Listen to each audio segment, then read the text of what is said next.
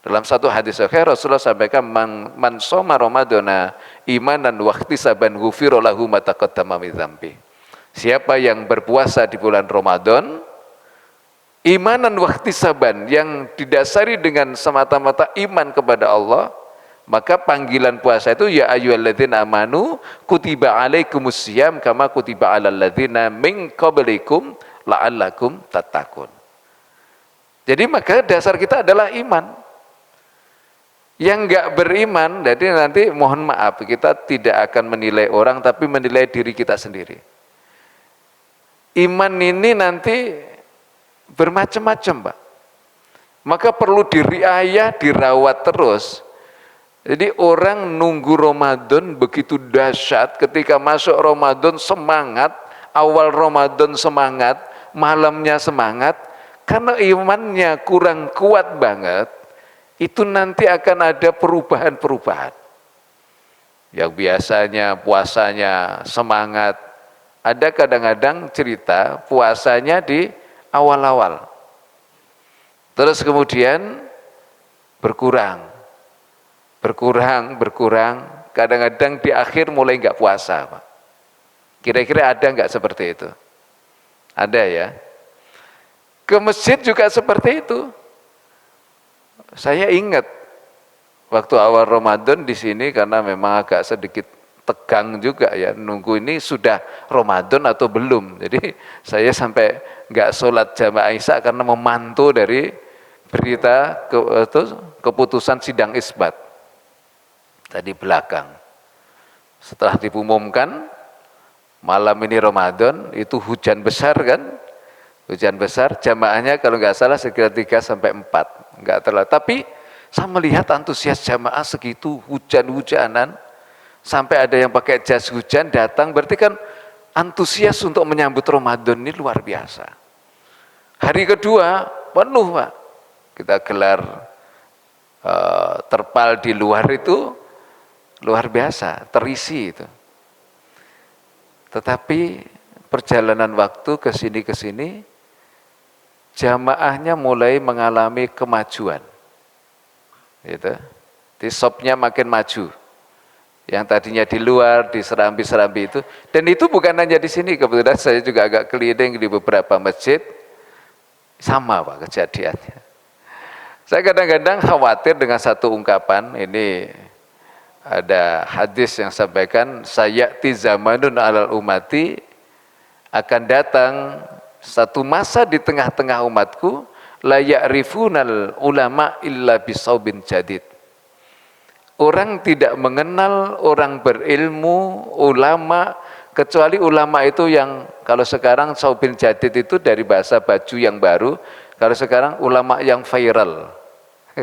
Ulama yang sebar bermewah-mewah itu baru kita kenal. Tapi banyak sebenarnya ulama-ulama yang tersembunyi, yang mereka sebenarnya kealimannya, kesuhutannya, kekhusuk ketawaduannya itu tidak kalah juga. Tapi karena memang kalah viral, kalah kaya, kalah terkenal, jadi enggak banyak yang mengenal. Yang kedua ada la ya'rifunal Qur'an illa bisautin hasan. Akhir zaman nanti orang tidak akan mengenal Al-Quran kecuali Al-Quran yang dilantunkan dengan suara yang baik. Padahal orang belajar Al-Quran itu jauh lebih mulia daripada suara baik, suara yang indah. Bapak sekalian, mohon maaf, semua orang pengen suara indah, tapi suara indah itu hanya diberikan oleh Allah oleh orang-orang tertentu. Saya ini, Pak, mau belajar kayak apa, suaranya tetap fals. Kalau disuruh seperti imam itu tadi, nggak bisa. Saya dulu di pondok, itu 16 tahun di pondok itu, juga ngikut belajar qori itu, tapi memang suara saya fals. Jangankan baca Quran, nyanyi aja masih, kata istri saya nggak enak didengar gitu. Ya, itu berarti yang suara bagus itu adalah karunia. Apakah orang yang tidak dikaruniai suara yang bagus, terus itu nggak baik? Baik, Pak. Tapi coba ketika ada acara-acara yang sangat dihormati dan dibanggakan, qori internasional. Rupa-rupanya kita kalau sudah bisa mengundang qori internasional itu udah keren banget. Sehingga guru-guru lekar kita yang ngajarin anak-anak kita mulai dari alif ba ta bisa baca Al-Quran, yang ngajari sholat mulai dari nggak bisa sholat jadi benar, itu bisa tertutup perhatiannya, tertutup penghargaannya daripada qori internasional yang kita undang datang karena dia mempunyai suara bagus dan terkenal secara nasional atau internasional.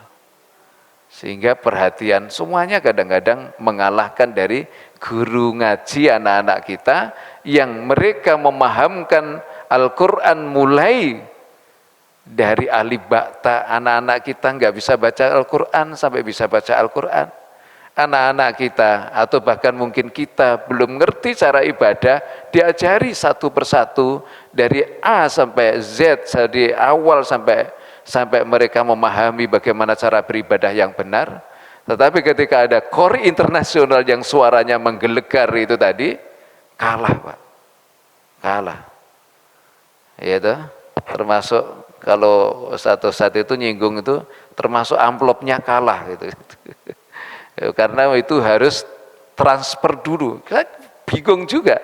Dai ada yang sudah terkenal itu kok ngundang aja harus DP dulu. Ini sebenarnya jualan apa ini? Maka kemarin saya di podcast saya di MUI agak sedikit rame karena saya sampaikan salah satu yang mengganggu dakwah kita adalah keikhlasan kita. Dan itu terganggu dengan adanya niat-niat. Ketika kita berdakwah, kita menyampaikan ilmu, sudah diawali dengan niat ada selipan-selipan dunia. Padahal di dalam Al-Quran jelaskan, ittabi'u man la yas'alukum ajra wa hum muhtadun. Jadi ikutilah orang yang tidak bertanya upah ketika menyampaikan dakwahnya, mengajak melalui ilmunya, karena mereka akan menyampaikan ilmu dengan hidayahnya. Jadi ilmu yang kita dapatkan dengan hidayah dari Allah, petunjuk dari Allah, itu akan bisa mudah kita amalkan. Nah, Bapak Ibu sekalian yang dirahmati oleh Allah Subhanahu wa taala, kemudian yang ketiga, wala ya'budunallah illa bisyahri Ramadan. Jadi umat akhir zaman nanti tidak beribadah kepada Allah kecuali di bulan Ramadan. Enggak tahu, mudah-mudahan sekarang ini belum sampai masuk akhir zaman ya Pak. Yang nyatanya masjid kita alhamdulillah ini masih penuh Pak. Beberapa saya keliling mohon maaf kalau malam tidak selalu bisa di sini. Ini Masjid Cinere, Masjid Raya Cinere itu masih paling penuh ya. Padahal jamaah perempuannya atau wanitanya di bawah. Ini kita syukuri. Walaupun memang juga petugas harus ekstra menertibkan anak-anak ini.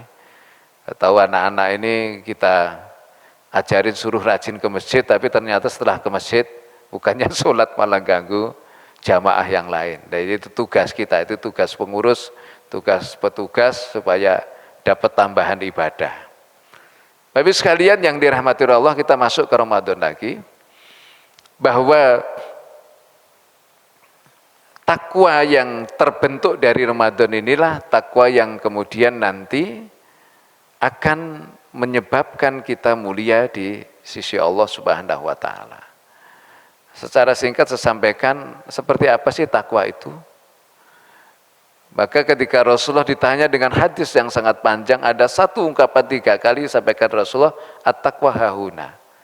Rasulullah itu memegang dadanya di sini itu sampai 3 kali Pak. At-taqwa hahuna, at-taqwa hahuna, at-taqwa hahuna. Takwa itu ada di sini.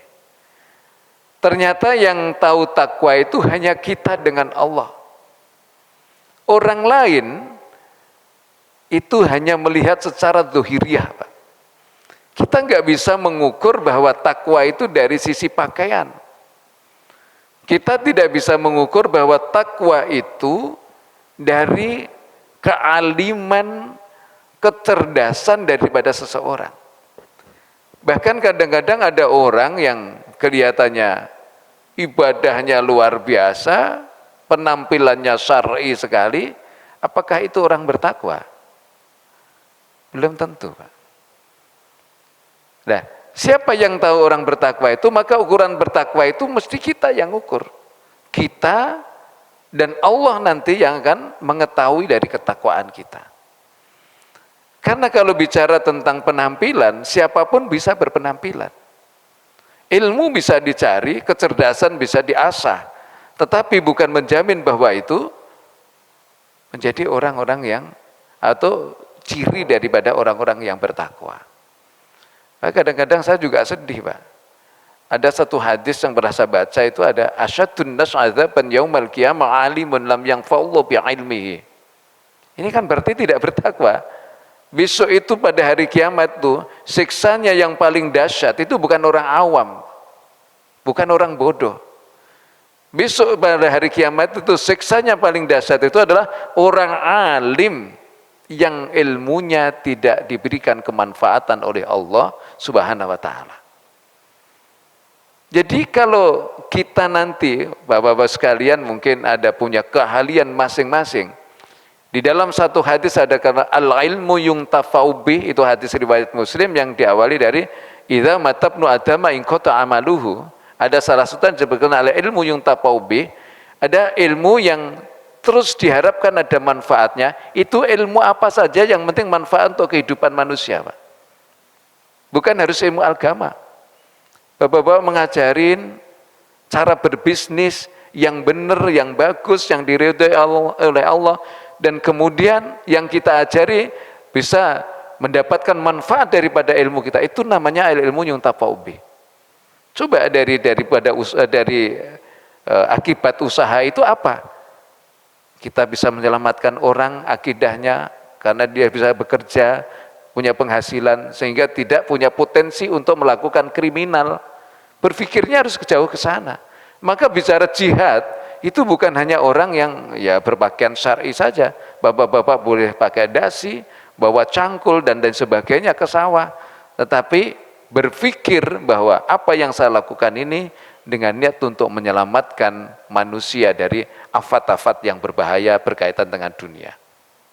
Nah, ketika orang punya ilmu, ada orang alim, terus kemudian karena ilmu itu biar bermanfaat begini, kita belajar jadi alim, maka saya ngajarin santri-santri itu menghafal, Pak, ilmu itu dihafal. Terus kemudian setelah itu ada yang ngundang gitu. Ini udah alim tapi kalau nggak ada yang ngundang juga repot juga. Ya. Nah, ketika kita sudah diundang, itu ya syukur, tak? Bersyukur kepada Allah Subhanahu wa ta'ala. Nah, maka dari itu kok mohon maaf orang berilmu terus kemudian laku, jamaah seneng, pengikutnya banyak, itu jangan dikira kehebatan dari orang tersebut, Mak. Karena Allah kasih karunia, kasih keistimewaan terhadap orang tersebut. Bapak-bapak ngaji sama siapa saja, terus tertarik, seneng ini. Padahal kadang-kadang materinya sama, tapi kadang-kadang lebih kita sukai. Itu oleh Allah sedang diuji, diberikan karunia, sebagaimana dia harus menata hati dalam ketakwaan itu tadi. Mulai tarifnya naik, lah itu yang jadi bahaya. Kadang-kadang ngundang, saya sering ngomong begini memang banyak tidak disukai, tapi perlu saya ingatkan, karena para ulama-ulama dulu, para sahabat-sahabat dulu, tabi'in, para ulama salafus soleh, bahkan gak usah jauh-jauh, para aulia utis'ah, wali-wali songo berjuang di tanah Nusantara itu, mereka itu keikhlasannya sudah teruji. Maka sampai hari ini kita bisa menikmati Islam sampai sekarang ini. Kalau dulu, Pak, para dai-dai itu niatnya untuk mencari dunia, kita belum tentu bisa menikmati kenikmatan iman atau Islam sampai hari ini. Nah, maka dari itu ketika kita sudah diberikan amanah oleh Allah untuk megang mic dan laku atau payu kalau bahasa Jawanya itu, hati-hati. Hati-hati. Semakin terkenal, semakin hati-hati. Pokoknya godaan dunianya makin kuat itu. Makin kuat. cari jadwal makin susah, padahal tarifnya, saya juga kadang-kadang kaget juga ada tarif sampai hampir ratusan juta itu sekali ngundang ya. Tapi kadang-kadang ya cuman konten-konten aja, cuman seneng aja. Habis itu apakah kita bisa mengamalkan dari apa yang dipesankan? Belum tentu yang ngomong itu juga bisa mengamalkan. Karena sudah jadi konten, niatnya sudah berbeda. Nah, ini Bapak sekalian, maka ukuran takwa itu tidak bisa diukur dari situ. Ada orang yang sebenarnya nggak terkenal, hidupnya hati-hati ketika mau, saya itu kalau mau ngambil contoh yang sangat visual yang saya ambil itu ya dari orang-orang dekat saya, terutama orang tua saya ya. Itu ya Allah, orang-orang dulu hati-hatinya banget. Ketika kita mau mengambil sesuatu yang bukan hak atau yang ini, begitu hati-hati luar biasa. Dan beliau-beliau tidak terkenal, tapi hati-hati inilah ketakwaan yang dinilai oleh Allah di dalam kehidupan kita. Maka diskusi antara Umar bin Khattab dan Ubay bin Ka'ab ini sampaikan, apa itu takwa? Kata Sayyidina Umar bin Khattab sampaikan, takwa itu ketika kita akan melewati sesuatu, melewati satu jalan, di jalan itu banyak sesuatu yang membahayakan kita, apakah duri dan lain sebagainya, kita tetap berjalan, tapi jalan kita hati-hati. Loh, kalau begitu takwa itu adalah waspada. Waspada dari mana? Dari godaan-godaan. Ada dua godaan yang akan selalu menggoda kita semuanya, yaitu dari eksternal kita, dari internal kita, atau dari internal kita, dari eksternal kita. Dari internal kita apa Pak sekalian? Nafsu. Jadi yang paling menggoda di dalam diri kita itu nanti pertama kali adalah nafsu kita. Nah, nafsu ini Bapak sekalian, itu sangat kita butuhkan dalam kehidupan kita dan oleh Allah karuniakan ke kita. Sebagai manusia yang berjasad kasar ini, kita harus punya nafsu. Jadi kalau kita lapar, terus pengen makan, itu nafsu. Kita nggak punya duit, bekerja untuk punya duit, itu namanya nafsu. Tapi ingat, nafsu ini tidak mengenal salah benar, tidak mengenal baik buruk, yang dia kenal hanya satu, yang penting senang. Itu yang dikenal oleh nafsu. Nah, yang jadi masalah dan kemudian kita harus berjuang, apa yang disenangi oleh nafsu kadang-kadang tidak cocok dengan aturan syariah kita. Atau aturan syariah kita kadang-kadang nafsu kita nggak suka. Jujur terus terang, habis sahur tadi, setelah kita sahur, kita sebenarnya pengennya tidur Pak. Nafsu kita pengennya tidur, bukan ke masjid. Maunya nafsu kita.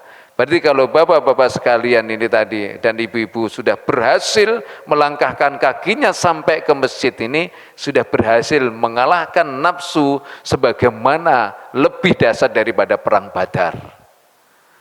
Karena Rasulullah SAW ketika selesai perang Badar dengan para sahabat, sahabat senang.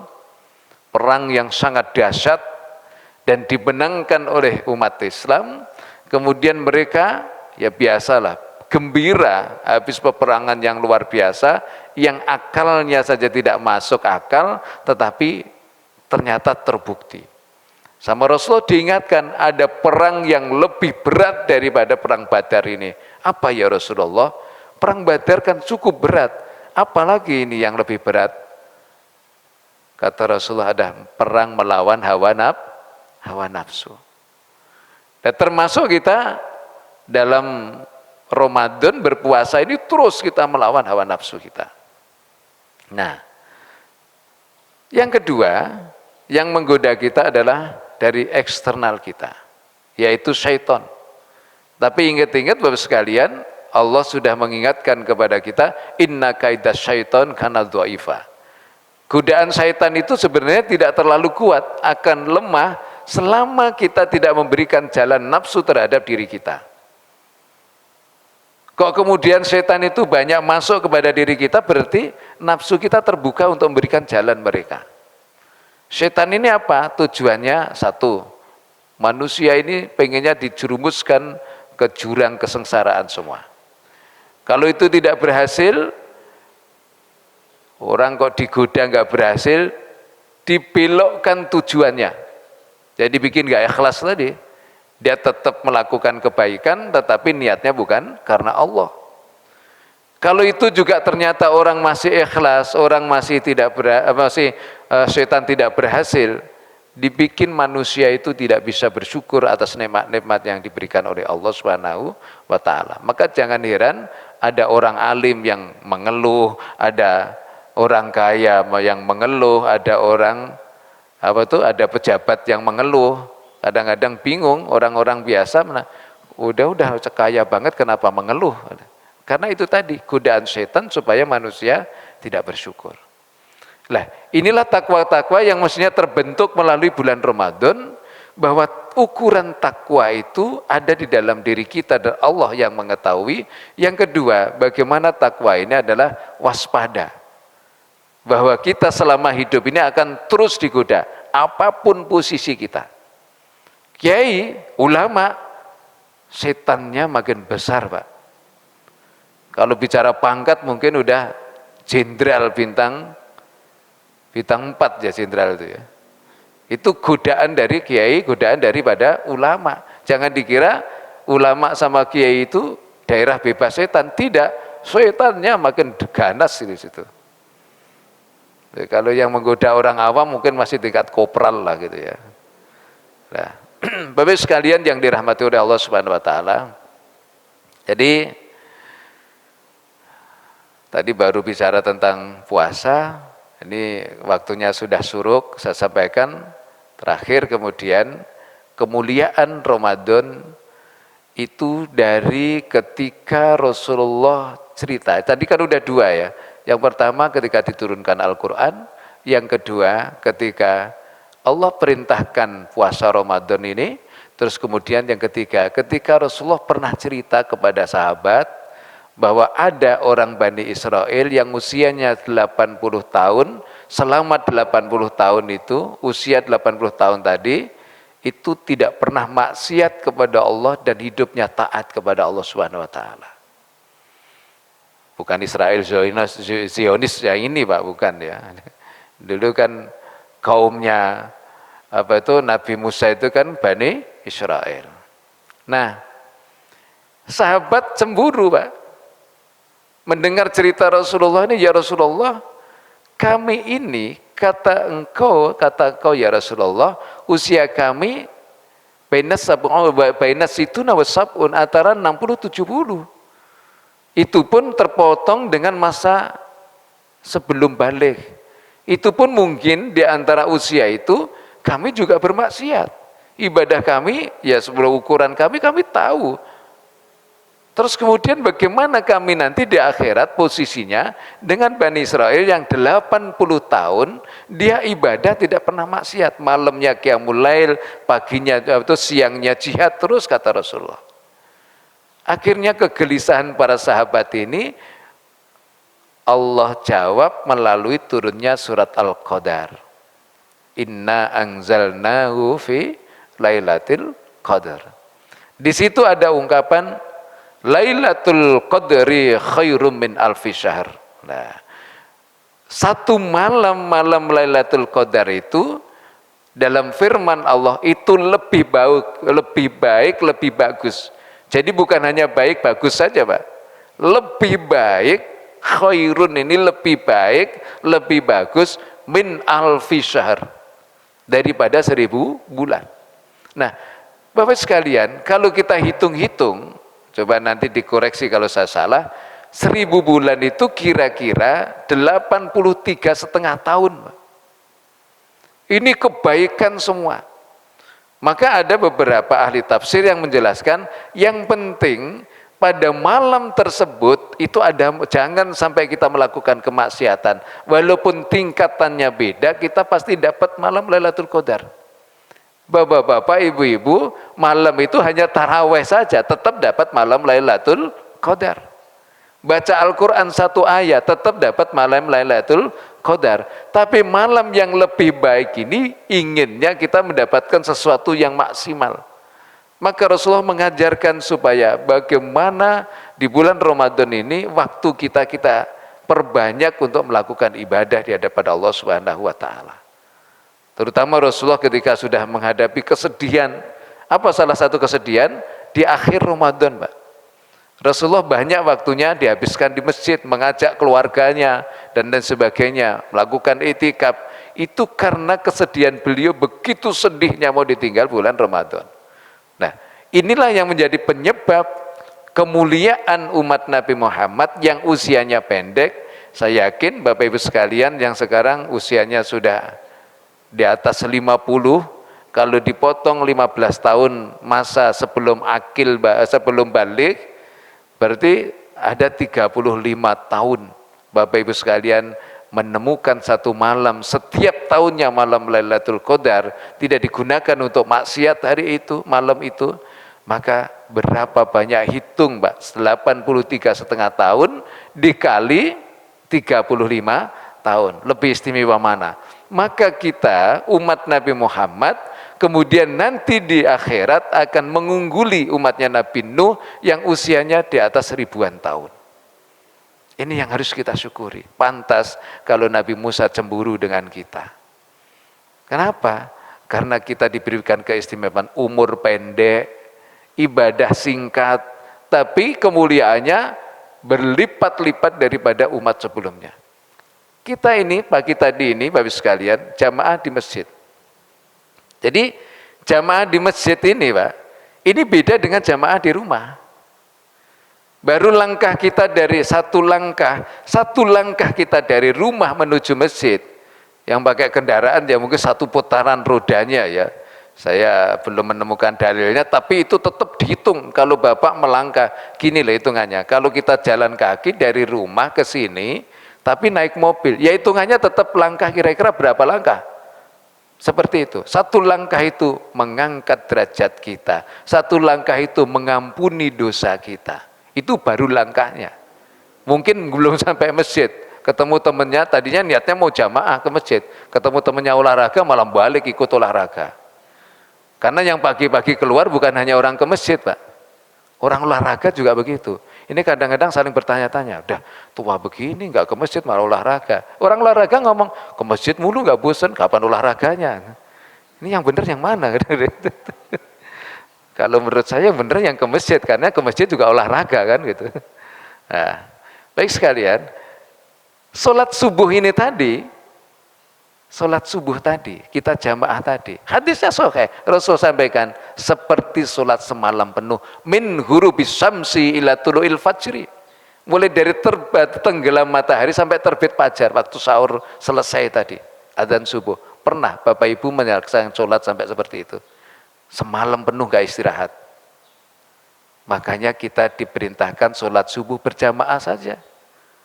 Kalau kita memang gak mampu seperti sholatnya Sayyid Zainal Abidin, cicit Rasulullah, kalau sholat sunnah itu 1000 rakaat, Pak. Maka coba kita mimpi-mimpikan di masjid ini, kalau tarawih coba 20 rakaat. Coba kita coba. Ya, pasti kita coba. Karena yang afdal itu semakin banyak, semakin Sayyid Zainal Abidin 1000 rakaat, Pak. 1000 rakaat. Kita 8 rakaat ya.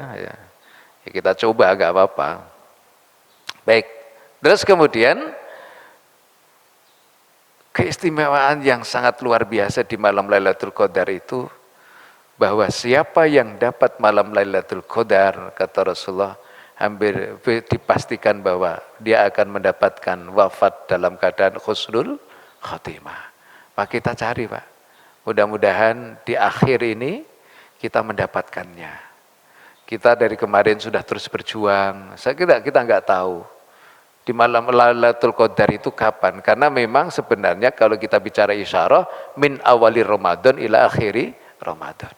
Itu adalah sarana kemuliaan kita di hadapan Allah Subhanahu wa ta'ala. Sebenarnya kalau kita mau bahas Ramadan sangat banyak sekali, terutama juga sedekah.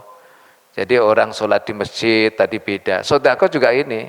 bukan karena saya pengurus masjid terus kemudian promosi begini, Bapak-bapak sekalian, kita memberikan makan orang berbuka puasa. Kalau pengen tahu dahsyatnya sedekah atau berinfak di bulan Ramadan, kita lihat hadis riwayat Imam Tirmidzi, Ibnu Majah dan Imam Ahmad. Man fatara shaiman kana lahu mislu ajrihi. Siapa yang berikan makan orang yang berbuka puasa, maka Allah akan berikan pahala persis seperti orang yang berpuasa tadi. Jadi kalau hari itu kita cuma puasa hanya satu, dapat satu. Tapi hari itu kita ada rezeki memberikan makan 1000 orang berpuasa, orang berbuka berpuasa kita kasih, kita dapat 1000, berarti kita dapat pahala 1001. Ghairu annahu la yanqusa min ajri shaiman atau min ajri shaimin syai'a. Tanpa mengurangi pahalanya orang yang, jadi kalau bapak-bapak sekalian di sini umpama disiapin ada takjil, ada ini, makan aja Pak, jangan khawatir itu pahala kita kurang. Kita tidak akan kurang pahalanya, dan orang yang memberi makanan itu dia mendapatkan nilai pahala yang persis seperti dia berpuasa. Itu kalau pengen lihat, kita pengen lihat dahsyatnya sedekah di bulan Ramadan. Kenapa harus di masjid? Masjid itu jadi saksi Pak. Rasulullah mengajarkan kita sholat, kalau bisa sholat sunnah ba'diyah itu di tempat yang lain. Ternyata dalam satu hadis, tempat kita sholat itu nanti akan menjadi saksi di akhirat. Jadi kalau bapak sekalian ketemu orang di jalan, kasih sedekah, kasih makan tadi, itu bagus, tetap dapatkan pahala kalau dia puasa. Tapi kalau ngasihnya di masjid, ini mohon maaf saya ngomong begini bukan pesanan dari ketua umum ya. Kalau ngasihnya di masjid, masjid ini jadi saksi Pak. Masjid ini ikut mensyafaati kita. Makanya lebih abdul di sini, di masjid. Dan kita di dalam satu hadis dikatakan min ahlillah, dianggap menjadi keluarga Allah Subhanahu wa taala. Kita tidak mengatakan memberikan orang langsung itu tidak baik, tetapi kalau bicara lebih abdul, kita lakukan di masjid. Bapak-bapak, ibu-ibu bisa juga jamaah di rumah, tapi jamaah di masjid akan jauh lebih baik. Mungkin itu sebenarnya banyak pengen bahas sampai jam 9 kalau, tapi saya yakin bapak-bapak akan nggak baik-baik saja kalau sampai jam 9 ya. Mudah-mudahan ini ada manfaatnya untuk kita semuanya, dan mudah-mudahan Ramadan ini kita sehat Pak. Ini karunia, benar-benar karunia. Karena banyak orang yang minta supaya masuk juga Ramadan. Tahun kemarin banyak yang berdoa, ya Allah sampaikan usia saya di bulan Ramadan berikutnya, tapi hari ini sudah nggak ada. Kemarin masih sholat bersama-sama kita, di samping kita, bahkan di bulan Rajab masih ikut berdoa, wabalikna Ramadan, tapi Allah nggak berikan kesempatan untuk mendapatkan Ramadan. Kita hari ini menikmati, hari ini mendapatkan Ramadan, mari sama-sama kita manfaatkan. Waktunya tinggal separuh lagi, kita tidak tahu apakah Ramadan tahun depan kita masih dapat lagi. Tapi kita terus berdoa, mudah-mudahan Allah masih pertemukan pada bulan Ramadan yang akan datang. Amin ya rabbal alamin. Terima kasih, dan kurang lebihnya mohon maaf. Wallahu muwaffiq. Wassalamualaikum warahmatullahi wabarakatuh.